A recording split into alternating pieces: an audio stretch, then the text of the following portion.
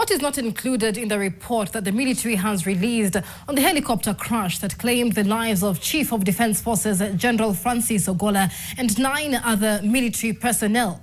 NTV's senior reporter Duncan Haemba poses this question as he takes us through the summary that has been made public, indicating that the Bell Hugh helicopter that crashed in April 2024 was caused by engine malfunction. Crashing scenes. The smoke rising from a mangle, painting in the path to the skies. A heavy picture of a dark day in the Republic. 18th of April 2024. At Sindar Village, Kaben location, Tot Division in Elgeyo Marakwet County. The Bell Hiwi helicopter KAF 1501 crashed to a fatal end for 12 military officers, among them Chief of Defence Forces, General Francis Omondi Ogolla.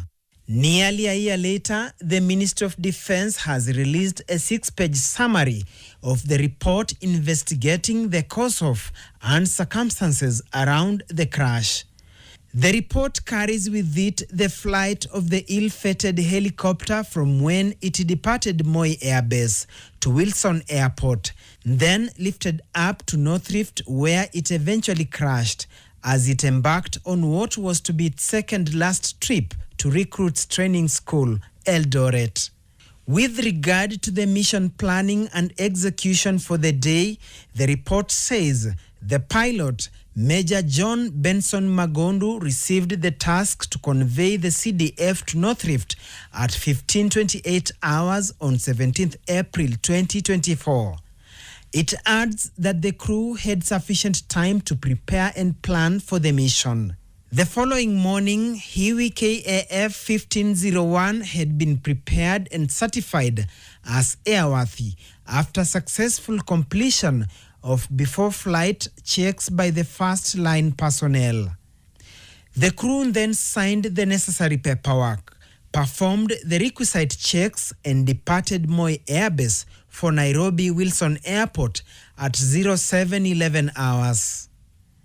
The helicopter then departed Nairobi Wilson Airport at 0915 hours with the 12 souls on board, which was within the carrying capacity of 13 with personal luggage. At the time of the crash, the helicopter had the same number of passengers that were on board from Nairobi's Wilson Airport.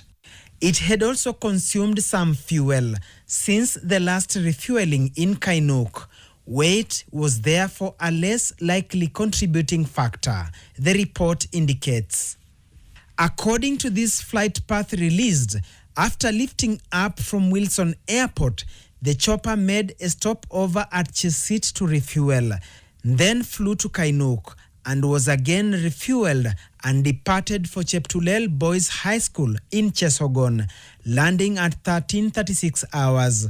After inspecting construction works at the school, General Ogolla and team took off for Defence Forces Recruits Training School in Eldoret at 14:22 hours. But around 14:20 hours, shortly after departure from Cheptulel Boys High School, the military aircraft crashed on a parcel of community land, killing 8 people on the spot, among them their military chief. 4 survivors of the crash were airlifted by Hughes MD-500 helicopters to Endo Health Center, whereby 2 succumbed to their injuries and the remaining 2 were airlifted to Eldoret Regional Hospital. They survived.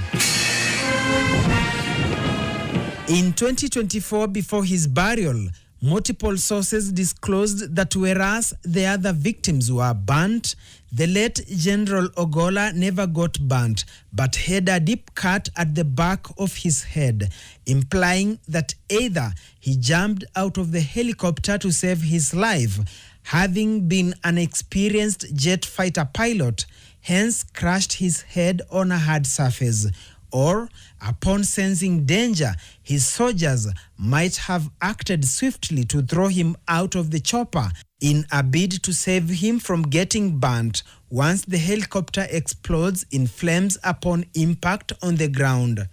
Concerning the weather of the day, the military says Hiwi KAF 1501 was flying from Cheptulel Boys High School, Chesogon, to Defence Forces Recruits Training School, Eldoret. The crew executed the takeoff successfully under visual flight rules. The weather in the general area of the crash site was reported as scattered clouds, easterly winds, with temperature of 25 degrees centigrade. This weather is deemed favorable for air operations. The survey indicates that the weather was therefore a less likely contributing factor. When it comes to communication, KDF says Hiwi KAF 1501 departed Nairobi Wilson Airport for Chepsitet. The aircraft then flew to Chesagon via Kainuk. The crew were in constant two-way communication with other relevant stations. Communication was less likely to be a contributing factor.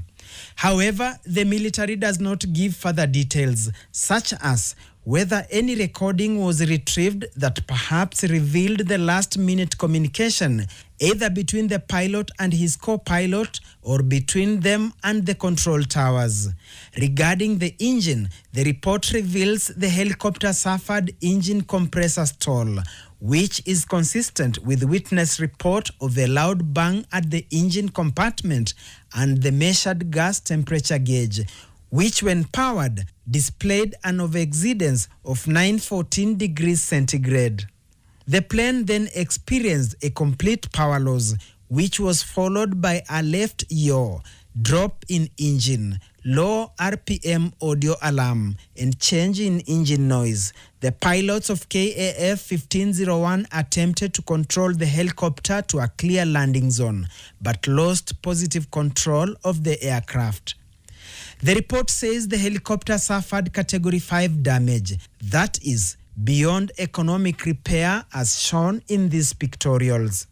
The cause of the accident, the government says, based on facts and evidence gathered and indicated in the findings, the Board of Inquiry is of the opinion that Bell Hiwi helicopter crashed due to engine malfunction, and that consequently, in accordance with the recommendations of the Board of Inquiry, the Kenya Air Force has updated and reviewed its standard operating procedures to avert further occurrence. The late General Ogolla visited troops under the Operation Maliza Uhalifu in the North Rift counties of Baringo, Elgeyo Marakwet and West Pokot, a visit that turned tragic, ending his life and that of 9 others. General Ogolla goes in the annals of history as Kenya's first CDF to die in office, a general who died with his soldiers. Duncan Haimba, NTV.